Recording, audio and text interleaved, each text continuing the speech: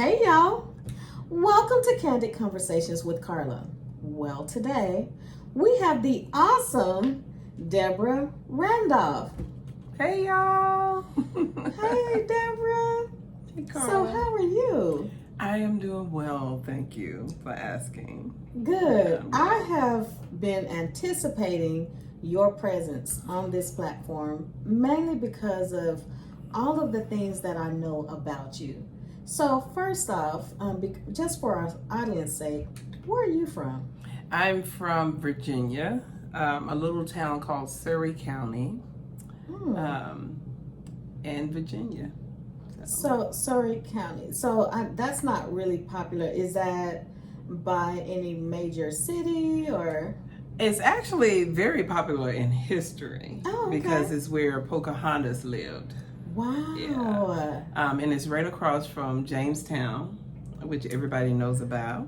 Yes. It's also the area where Bacon's castle is, and if you're a historian, it's Bacon's rebellion. So against the Europeans. So it's in history, it is popular.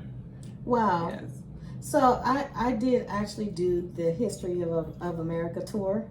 And so I know a lot about that area. So I didn't know that name, recognize that name. Yes.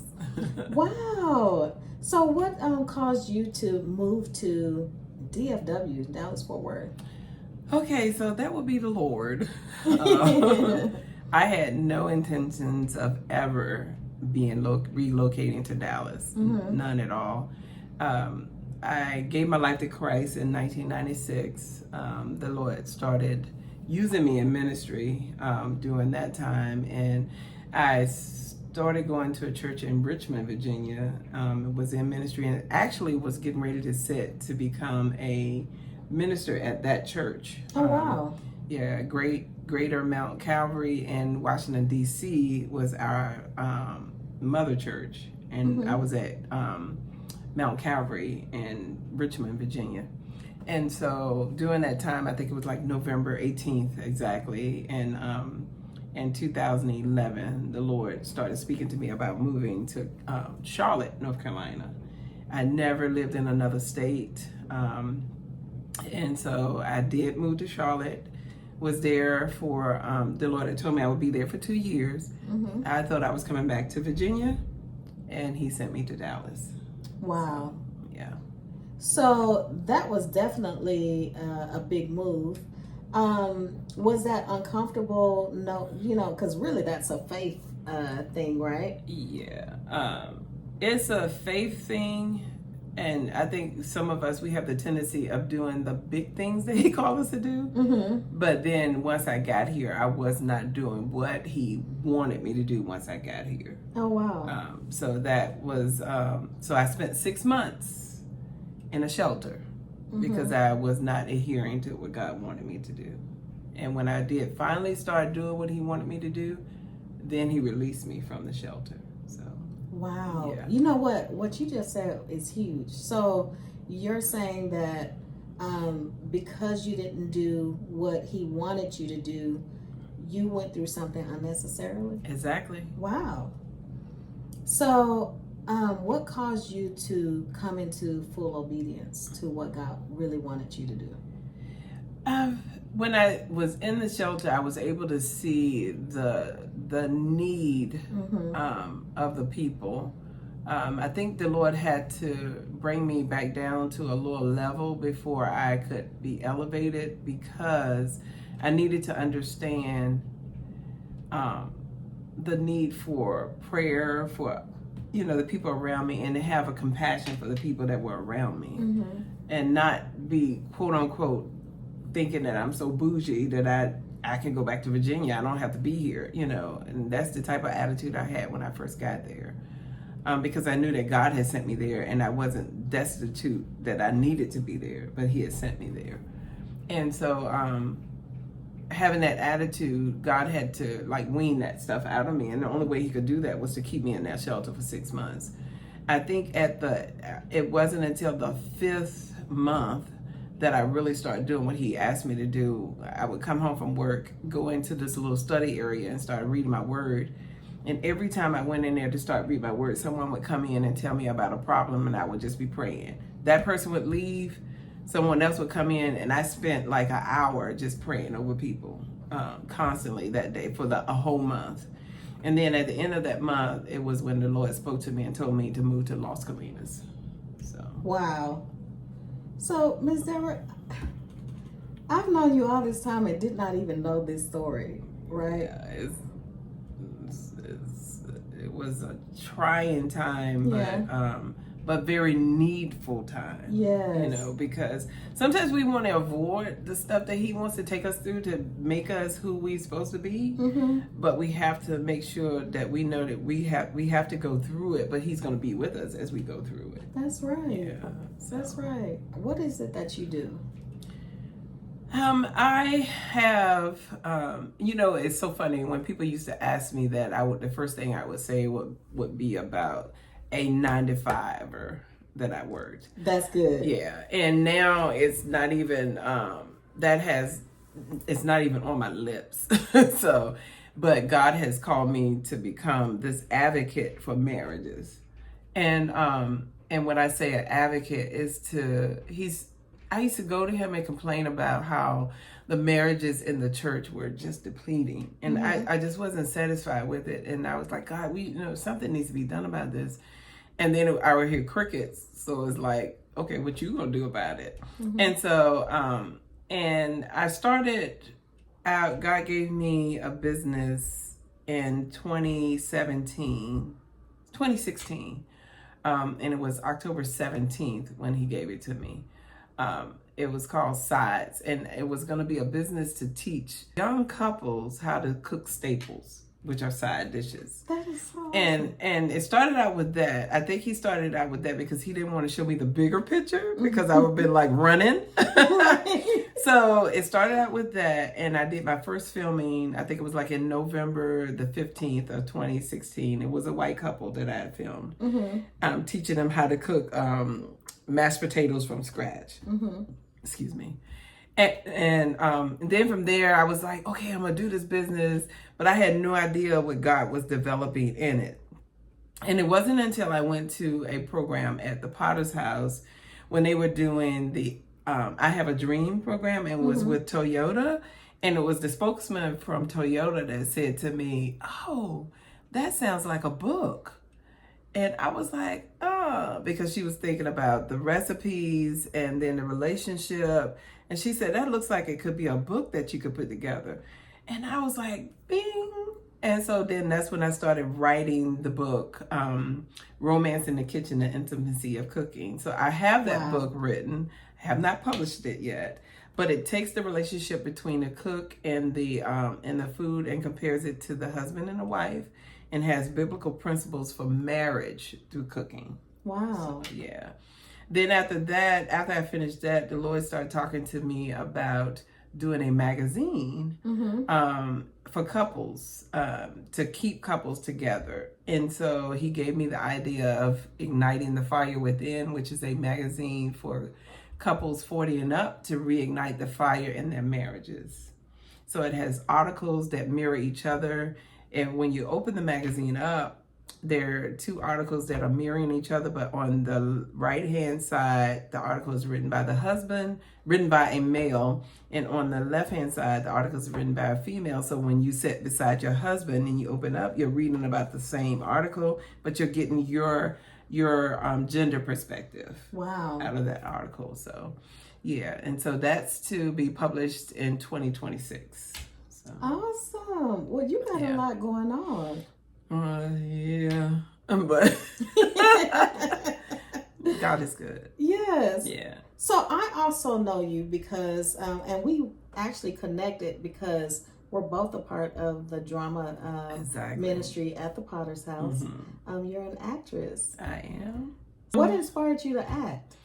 When I've always wanted to act. I used to watch a lot of old movies with Fred Astaire and Ginger Rogers and, a lot of old actors, Humphrey Bogart.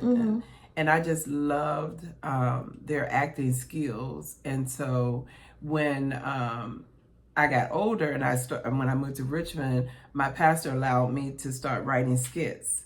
And I remember this one skit I wrote. It was called Sadie's Hats. It was actually a play that he had allowed me to produce.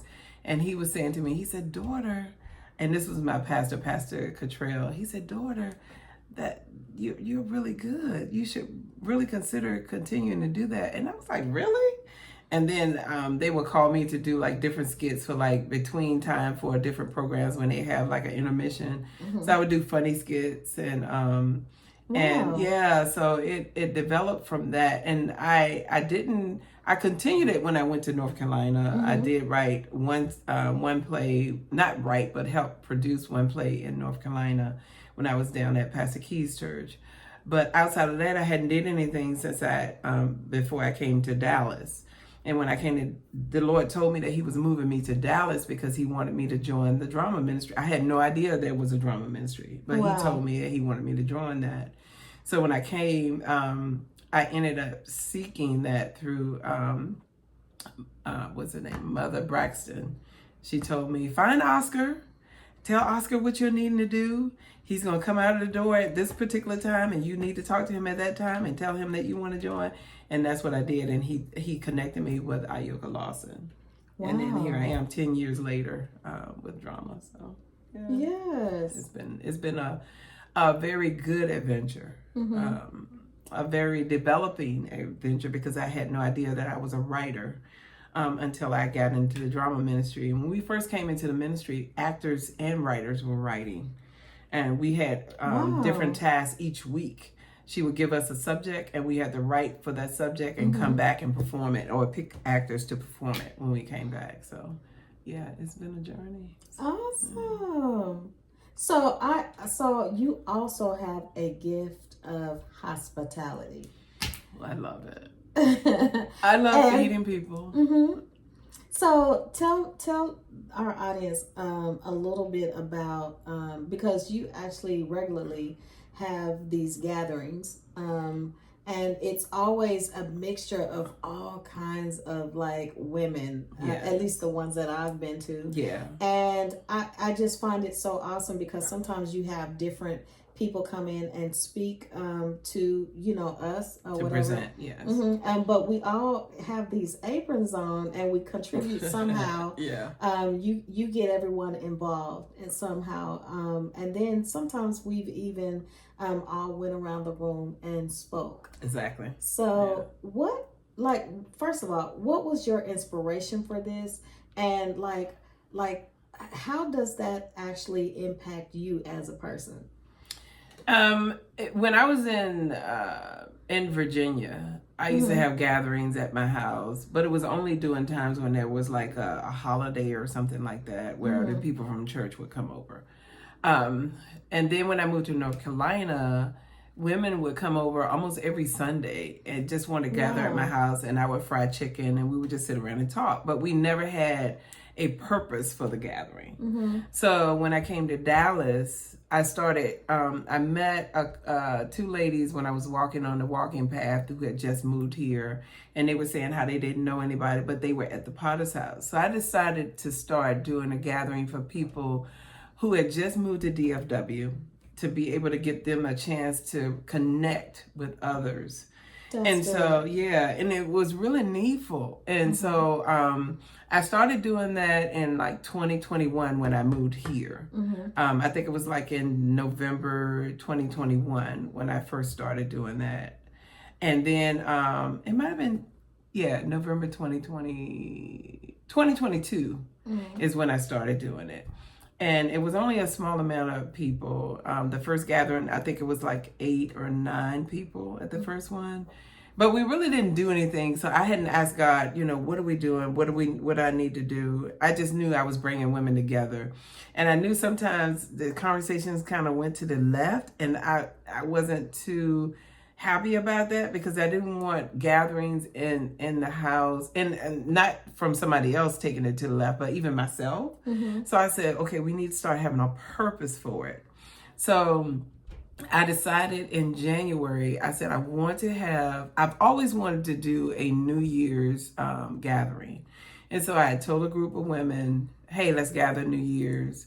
And so this New Year's of 2025, we gathered. We went to the store, brought up a whole bunch of stuff. Thank God for Misty, and we gathered up a whole bunch of things. And people came in. And I was cooking as we were gathering, and the conversation was going on. I had people cutting up foods, and I'm still cooking, and we're talking about Christ. Yes. And we're talking about the things that God is calling us out to do. Yes. Which made it different, Yes. And so and this young lady had no idea I was going to ask her to present. I knew that Danielle Boone had started a business of talking positive, and I knew in my mind I wanted her to present. So I said to her, hey, can you just present your business to the ladies? And then she had actually either had a dream or someone had prophesied over her that she was going to be presenting to, I forgot the number of women, but it was I think it was eight women, and that's the exact amount of women that were here, and she was presenting to them that day. And so from that day I said, okay, now we're going to gather and we're going to call ourselves Cooking Up Ideas for God. And so I ordered these aprons, and we started putting on the aprons, and we were meeting at least twice a month, and we started telling exactly what God was calling us out to do. And then we started encouraging each other. And I remember when you first said that you had stepped out from corporate and God was calling you to do this podcast. And I was like, what the heck? Yeah. Corporate? So it's been that way from January all the way up to now, that people have stepped out, and the group has kind of like pushed them in the direction to help do what needs to be done for Christ, because that's what it's all about. And I had Ayoka Lawson to come and speak, and she did an awesome session. Cheryl Clark came and did an awesome session.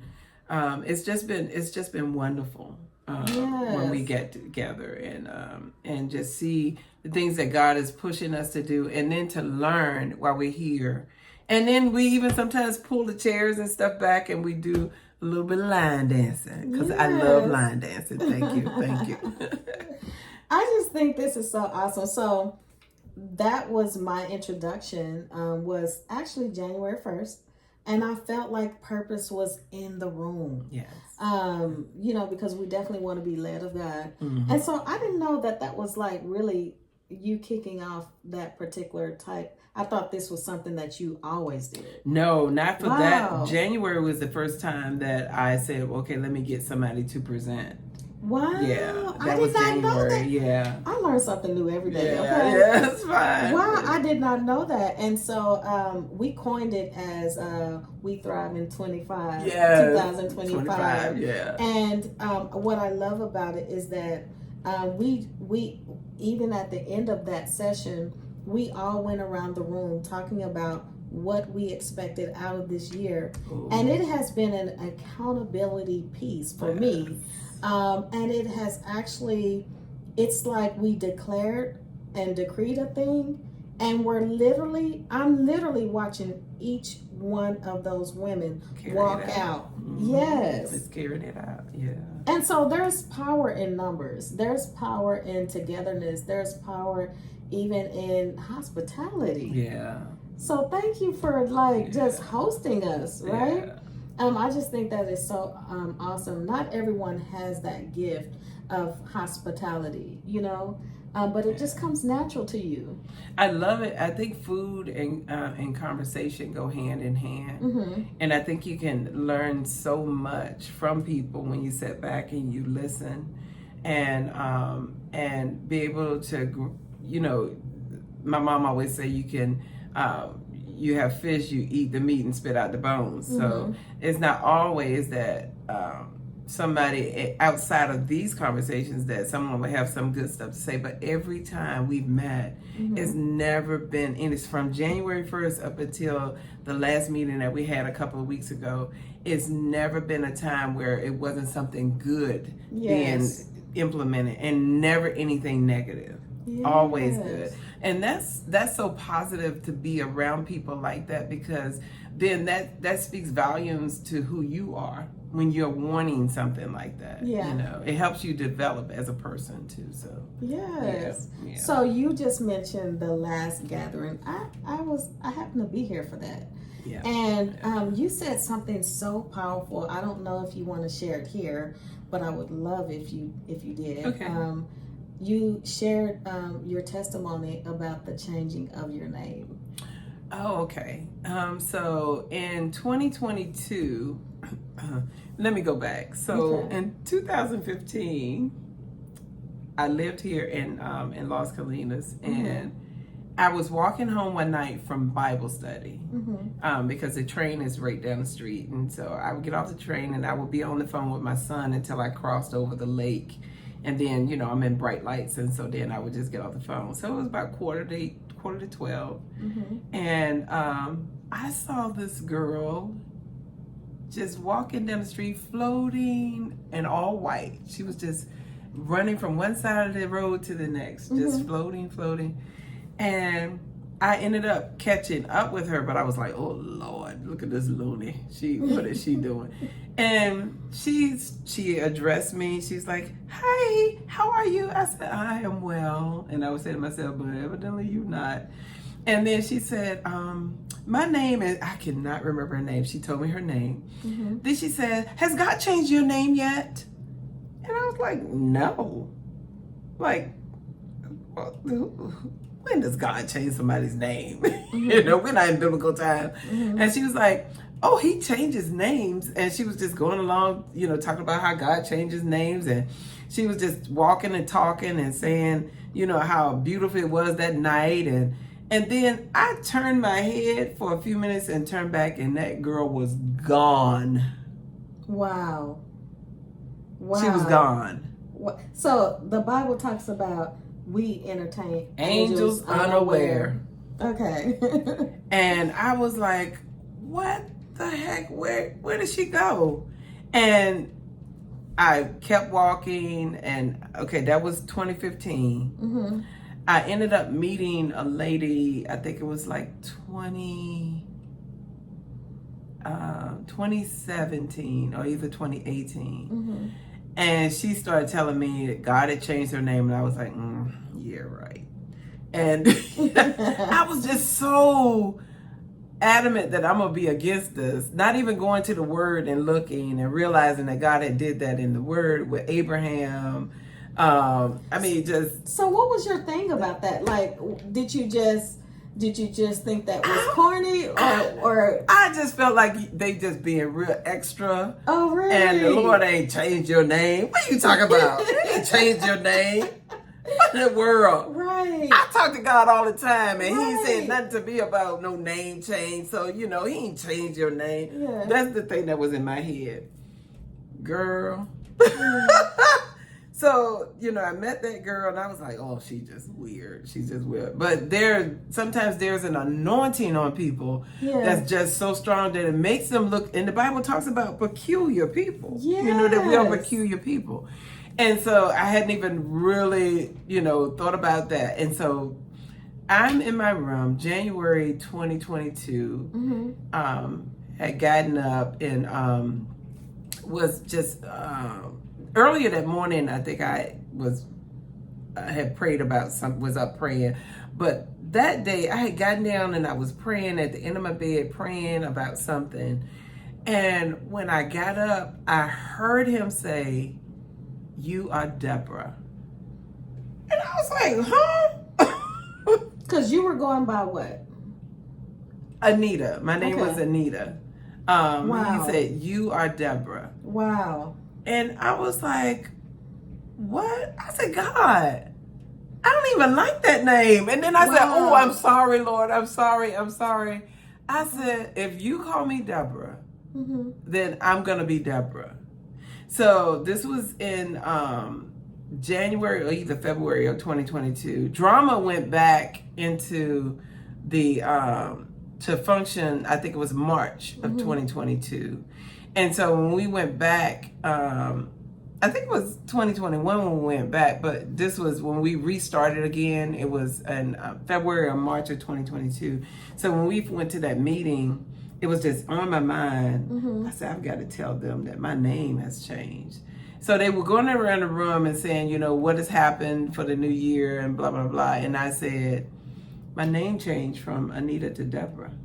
And they said, oh. I said, yeah, God changed my name. Wow. So that's the drama ministry was the first people that started calling me Deborah. I had not said it I had only told my sister, one of my sisters, my middle sister, and she was like, you know, people gonna think you're crazy. I said, I know. But I also had told my girlfriend Felicia, who lives here in Carrollton, and she had said, you know, God, and then she started telling me about Deborah in the Bible. She was like, you need to go and read. And she was telling me the meaning of the name Deborah, which it just slips in my mind right now. So, but she was telling me the meaning, and she was like, you know, you really need to read Deborah in the Bible. And I had read her before, but I went back and read her again, and she's something else. And she sounded like she a sister sitting up under that tree waiting to tell somebody, you know, what to do. But so from there it was just those two and the drama ministry. I hadn't said anything at work. I was in a major accident in 2023, November 2023. And I felt like, okay, I need to start walking in this name and this stature that he's calling me into. Because in 2022, when he told me my name was Deborah, it was because something prophetic that I had spoken. And then I went back in my mind and I realized he had been using me for years, but I had never walked in the office of a prophet, you know, even though I knew that he had given me the prophetic gift. And so then I had to reach out to a cousin of mine to say, hey, he wants me to be under you to be guided in this gift because I don't know how to operate this gift. And so he said that he was going to start a school of ministry for prophets, which it starts this year that he's doing. And so I have been trying to be very careful in how I operate when I do, allow the gift to come out, because it's not all the time that it's not 24/7 that I'm walking in this gift. I noticed that it really develops a lot when I have been reading, studying, and fasting. And sometimes God will call me to fast for 3 days because he's going to initiate me to do something that I can't do within myself. So, but so the name change was because of that, you know. And then I spoke with a cousin of mine, and she said, when God changes your name, it's because he's getting ready to call you to do something major in the earth. And this was before the magazine. Wow. This was before he gave me the option I have to actually submit a bill to Congress to declare what marriage is between a man born a man and a woman born a woman. Not to knock any other entity out or to discredit any other entity, but anything outside of that is not considered marriage, which God considers. It can be named something else, but it's not marriage. Right. So he's calling me to write up this bill to be able to submit it to Congress so that they can make sure and declare what marriage is considered to be. Wow. So, yeah, so I guess that's the major thing in the earth that he's calling me to do. But I don't think that's the only thing.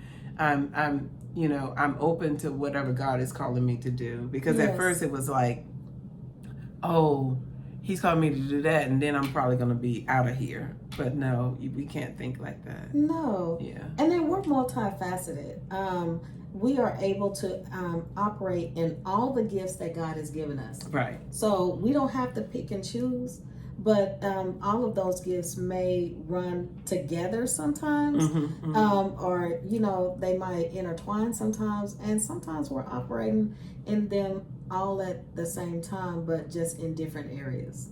Exactly. Yeah. But we should be grateful for anything that he calls us to do, you know, and just happy to do whatever he's calling us to do. The thing is doing it when he's calling you to do it, and not within yourself. Yes. You know, and that's what I think. I don't want to use the word scared, but I'm mindful because it's lives that you're dealing with, and you don't want to speak anything outside of what he is actually. And here, having your ear to him is so important because you don't want to speak anything outside or too early of what he wants said to a particular person. So that is so good. Yeah. So it's God is awesome. He's awesome. And you know, there's so much wisdom in what you have just stated, because just because you know a thing doesn't mean that you know, you can hinder someone with something, with even informing them too early, or even just exposing that thing. Exactly. Right?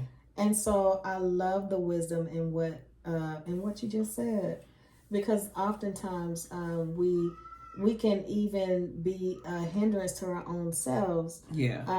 You know, speaking something prematurely. Exactly. Even so.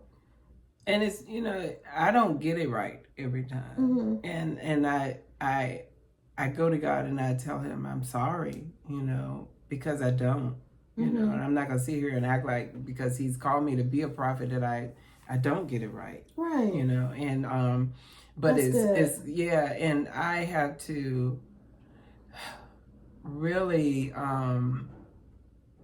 concentrate when it comes to what he's calling me to do, and really think things out word wise. You know, and the word has to line up with what he's calling me to do. You understand what I'm saying? So because I have to wean out stuff, because we got three different things talking to us. We got ourselves, we got the enemy, and then we have God. And of course he's going to be in that small still voice, but sometimes yourself, you be trying to make yourself sound like God, and it's not. And so, that's so good. Yeah, and we have to know without a shadow of a doubt, okay, let me line it up. How is this God? You know, what makes me think that this is the Lord? You know, and then I throw out fleece. Lord, if this is you, do this. You know, and that's the way I'll know that, okay, yeah, God is lining this up. So, yeah. But that is so important, because we must test the spirit by the Spirit to make sure that it is of God. Yeah. You know, because you know even the Bible talks about how the enemy transforms himself into an angel of light. Yes. It can look just like God and not be God. Yes. And just because it's a good thing doesn't mean that it's a God thing. And doesn't mean that you need to be doing it. Oh, that's good. Yeah. Yes. Because God can call somebody else to do whatever, you know, but yeah. And that's one thing that I've been listening to Pastor Miles Monroe recently, and he was talking about the end and the means. He said we're putting the means in front of the end, and the end result is the means is the thing that we're doing that we know that God is calling us to do, but we create that and cause that to be an idol.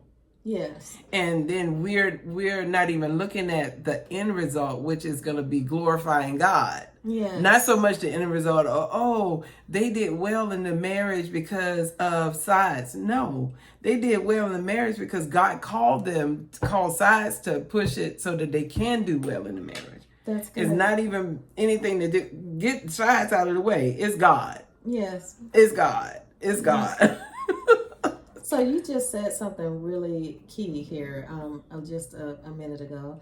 How do you know when it's something that you are called to or that you're supposed to be doing versus somebody else, you know, for it to be someone else, especially if it's a gift that you possess or it's an area that you like? You know, how do you determine, you know, if it's really meant for you to do that thing or someone else to do it? Okay, so I guess I'm looking at it as like this thing with this magazine wasn't even in my mind. Yeah. I said, how is this little girl from Sarah Cannon gonna do a magazine? And so when you know it's a God thing, it's not something that you even, when it comes, it's not something that you thought of. Yes. It's not something gravitating from something that you used to do. Yes. It's something that he's calling you to do.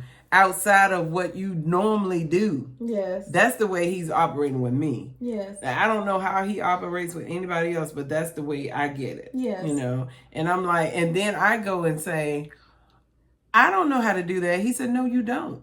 But I've got people that can teach you and that can help you do it. And so that's what I reach out, because I guess I'm like a connector. Yes, and very much so. Yeah, and so he, you know, I think that's the reason why because I couldn't understand why he was calling me to do this marriage thing, and not thing, but marriage ministry. But it's because I know this person, I know that person, I can bring the people together. Yes. And not take any credit, but give the credit to God. Yes. You know, and I think that's the reason why he's blessing your podcast, because you're not taking the credit for yourself. No. You're about ministry. Yes. It's not about, oh, I want to get on here and I want to look so pretty. And no, this is all about ministry and getting the word out and bringing people on so that God's people can be highlighted. Yes. So that when their wisdom comes out, it'll be wisdom that will last beyond their living, like with Pastor Miles Monroe. Yeah. That man's been dead for years, but the wisdom is still there. Yeah. And so that's how it's going to be for you, Carla. Way beyond you living, people are going to be still watching your podcast and gravitating towards the wisdom that's coming out. Amen. Go ahead and prophesy. Girl, in the name of Jesus. Well, you just said something a little bit earlier as well that just stands out to me. You don't know how God deals with others, right?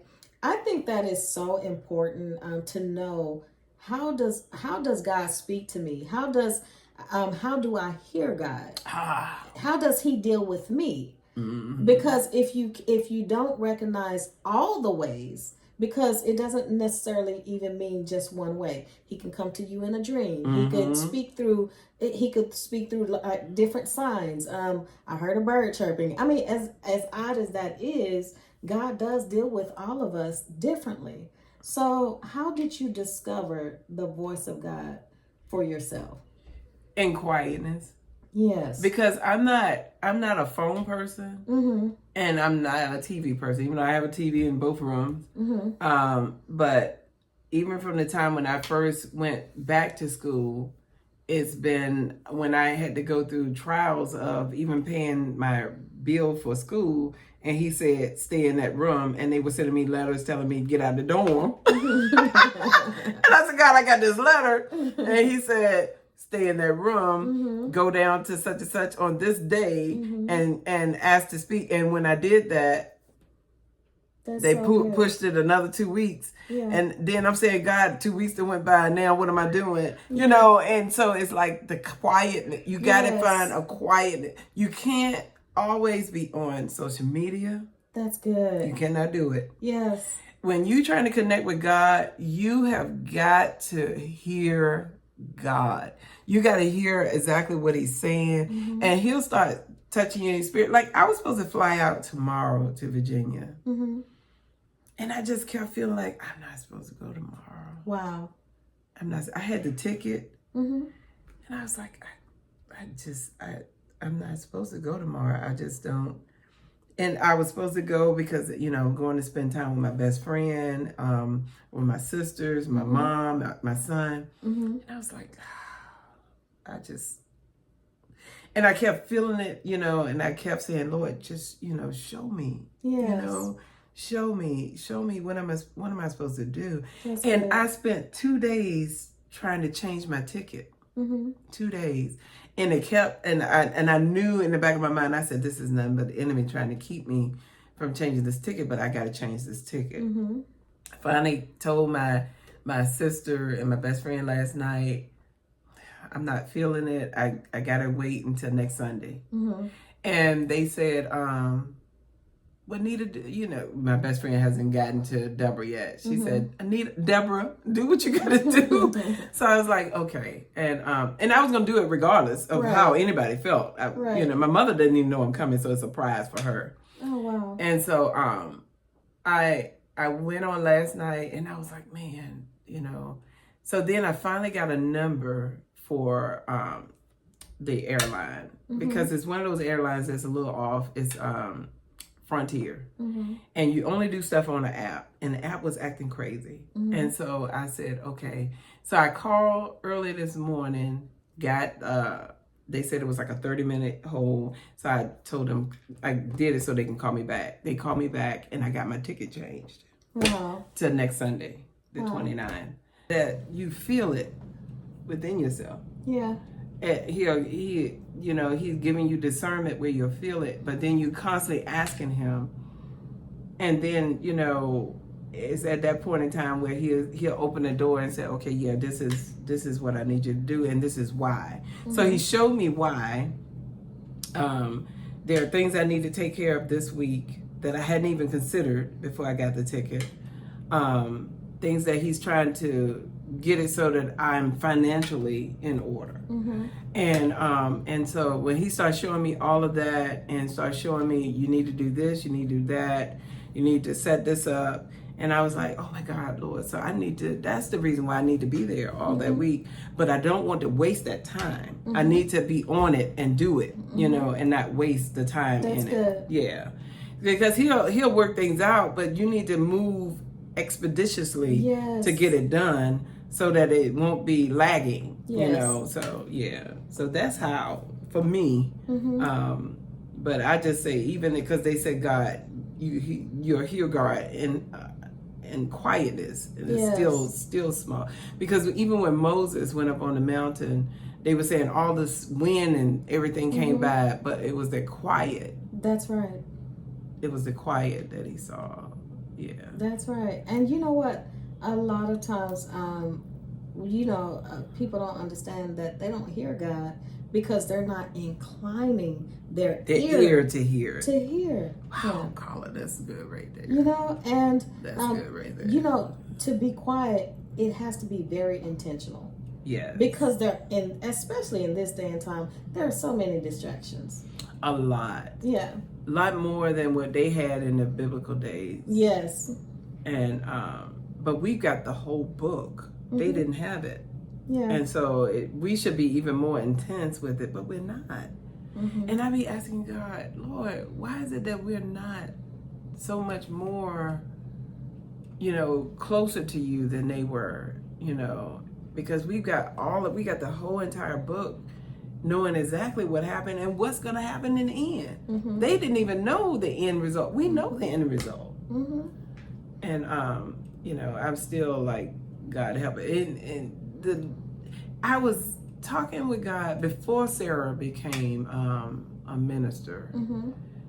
I was saying to God, that's my girl. Yeah, I like Sarah too. I said, God, we don't have, this is when Pastor Rogers died, and then who was it? And then Juanita Bynum kind of went off the scene, and Paula White kind of went off. And I said, Lord, Joyce Meyer's hanging in there. I said, God, where are the women of God? I said, we need some more women of God. And then I hear crickets. I said, Lord, no. You ain't called me for that, did you? No, but this is in itself is ministry. But then here comes Sarah. Once I said that, I said, good God Almighty. God done answered the call. Yes. He done answered the call. Yes. Because I was showing a friend about it, saying we need some women, to step up. And then look at the main message, her brand, Woman Evolve. Yes. So that in itself is a movement of women evolving into what they think that they can't do or what they believe about themselves, right? That's the whole cooking up ideas for God. That's that whole concept right there. Yeah. When I went to Woman Evolved, I think it was 2022. It was just phenomenal. Yes. No, it was 2023. 23? I went to 2023 too, but the first one I went to was 2022. Okay. It was just phenomenal. Yeah. All of my girlfriends from Virginia flew in. Yes. And they went, because their first conference was Woman That I Loose, the last one, which was just off the chain, because Sarah spoke at that one. Yes. And that was their first major conference. They had never been in worship like that before. Yeah. And it was just so free. Yes. You know, and then we went to Woman Evolved, and they enjoyed that even the more. So yeah, and I seen their lives change, you know. Awesome. Closer to Christ and more in tune, and you know, so God does major things in our lives. Yes. You know, even if sending me all the way across the states to Texas, just so that my girlfriends could be able to intertwine on that, because they're all in ministry. Yeah. So I know that their mindset for ministry changed too, you know. Yes. So.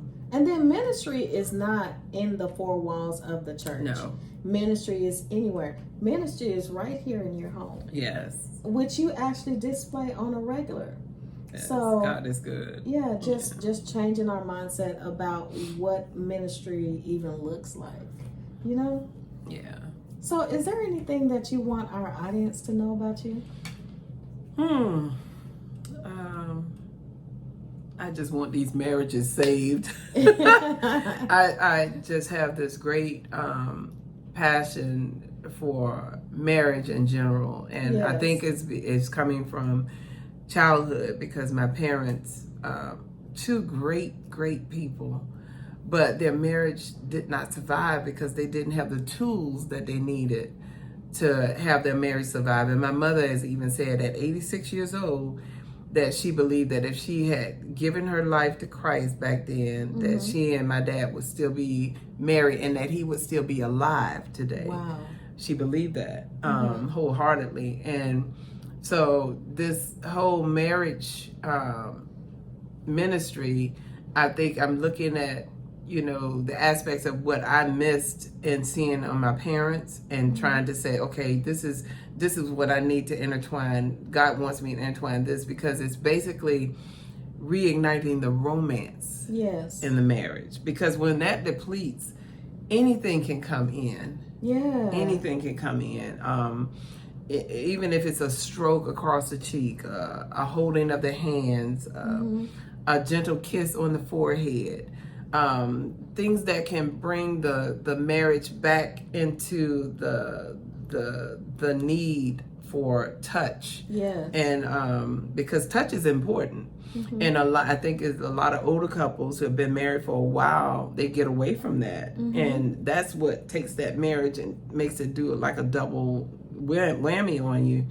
But to bring that back in, to encourage them in multiple ways through the task that we're going to be sending out, because we have a movement called the Just Because movement, because God said that couples are only getting together just because, not just because, but because of weddings, funerals, birthdays, or anniversaries. And he wants them to start having a spontaneousness of getting together, and then having these dedicated, these specific tasks that they have to do either together, or one couple will do it for the other. Awesome. And it's going to bring excitement back into the marriage, you know, where you're saying, well, who got the movement this week? You know I didn't receive it. I wonder what he's going to do. Or he says, well, she must have got the thing this week. I don't, you know, what did they plan this week? What's going to happen? And so there's an anticipation, like when you first got together, when you started dating. And so it builds back up that romance in the marriage, and you start looking at them with googly eyes, and they start looking at you with googly eyes, and it's like it's taking you right back to that first day that you first saw each other. Yes. So, yeah, I just, that's what my desire is for marriages. So, yes. And you talked about touch. You know, I definitely know that intimacy starts long before touch. Exactly. So, you know, it's a touching of the mind, and a meeting of the minds. Because intimacy can be a glance across the room. That's right. And you know, yeah, boy, you wait. Yeah. When I get you home. Text messages at lunchtime, little notes. just a lot of different things that God is going to be implementing for the couples. So. Yes. And I'm looking forward to it, to seeing what the development and the stories that are going to be behind it, because we're going to be posting it on the website. When we did our marriage seminar, I thank you so much for filming for that, and just the faces of the couples that they were there, and the information that they gathered. I believe one particular couple I know, it really blessed them. So so I'm looking forward to what God is going to do and how he's going to do it. So awesome. Well, I'm excited about everything that God is doing in and through you. Thank you. And I'm just grateful. To God be the glory. Yes. But you know what? God is I just believe that he has so much more in store. And you know what? I've learned a lot about you that I didn't even know. So wow. Yeah. So I'm so glad. It has been a pleasure talking with you, and hopefully you can come back on once you start getting some of this other stuff kicked off. It's gonna be wonderful. Well, we will see you next week here on Candid Conversations with Carla at 7:30 Central Standard Time. All right. Please explain to the people what Sides Enterprise is about and what it entails. So Sides Texas Enterprise is a nonprofit organization geared to help strengthen marriages and couples. We started out with couples 40 and up, but we decided to open it up for younger couples to come in as well. And so what we're going to do is we're trying to do it with an innovative method. We're doing it through romance. So I've noticed that in the church, when the marriages are depleting, that it's basically because it becomes monotonous. You come home, you go to church, you go to work, you tend to the kids, you come home, and there's no spontaneity in the marriage like it used to be when you first came together. When you first came together, you always thought about innovative ways to impress that mate, to carry out tasks. You will always do stuff to bring them into excitement. So that's what Sides Texas Enterprises is trying to do today. So through this venture, what we are developing is a magazine called Sides, Igniting the Fire Within. It's a magazine for couples where it's going to have articles in the magazine from worship at home to how to increase your libido.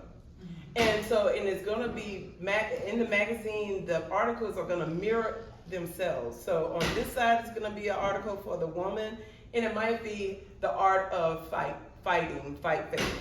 On this side, it's going to be the same article. This one is going to be written by a female. This one is going to be written by a male. It's to bring you together, so when you're sitting side by side, your husband's side is going to flip here and yours is going to flip there, whether it be 2 minutes, 3 minutes, 4 minutes together. It's to bring the couple back together. And so that's our intention, and that's what our goal is. And we're believing that God gave this venture to me. I didn't come up with this. The Lord came up with this. And I believe he's gotten different methods that he wants us to use to be able to put that forth. So with the Taste of Sides, we're going to be presenting the venture called the Just Because Movement. The Just Because Movement is a movement not bringing the couple together because of an anniversary, not bringing them together because it's a birthday, not bringing them together because it's somebody's graduation or a funeral, but bringing them together intentionally for themselves. So there's going to be different tasks that are going to be pushed out to you each month.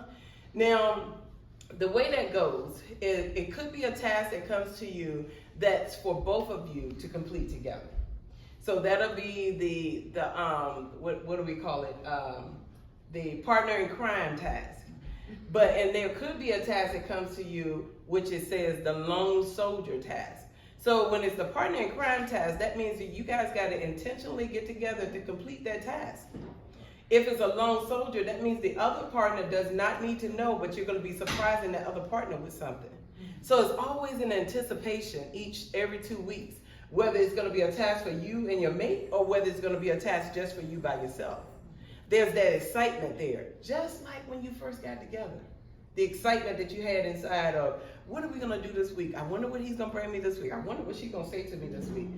It's the same exact thing. And so an example is, the Lord told me, have the couple go outside on a full moon night and just sit on the porch, hold hands, just because. Watching the moon, I don't know what the Lord is going to do when you watch that moon. Whether he's going to regenerate something inside of you, or whether it's going to be taking you back to some memories of what you had from years ago, only God knows. And then the couple would be the only ones that know too. But it's to bring you back together. And it's not for the young, just the young, but it's for the young all the way up to 80, 90, 70 years, 60 years old. It's all the way up, so.